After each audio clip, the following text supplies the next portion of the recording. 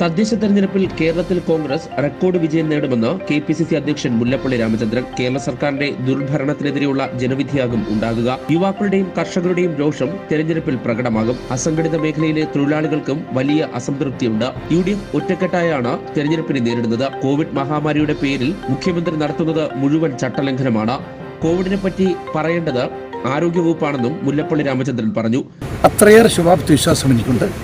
ഈ ശുഭാപ്തി വിശ്വാസത്തിന് അടിസ്ഥാനം ഞാൻ 14 ജില്ലകളിൽ 4 വട്ടം എൻ്റെ യാത്ര പൂർത്തിയാക്കി ജനങ്ങളുമായിട്ട് നേരിട്ട് ബന്ധപ്പെട്ടതുകൊണ്ടാണ് എനിക്ക് ഇക്കാര്യം മനസ്സിലാക്കാൻ സാധിച്ചിട്ടുള്ളത്.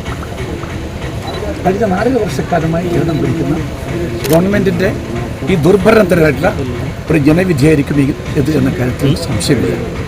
സമസ്ത മേഖലയിൽപ്പെട്ട ആളുകൾ അതീവ നിരാശരും ദുഃഖിതരുമാണ്.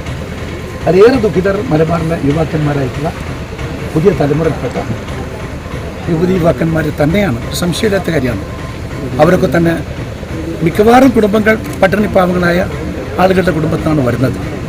നിർധന കുടുംബത്തിൽപ്പെട്ട ആളുകൾ അല്ലെങ്കിൽ ഇടത്തരക്കാർ അത്രയും കുടുംബത്തിൽപ്പെട്ട ലക്ഷോപലക്ഷം കുട്ടികളാണ് മലബാറിലുള്ളത്.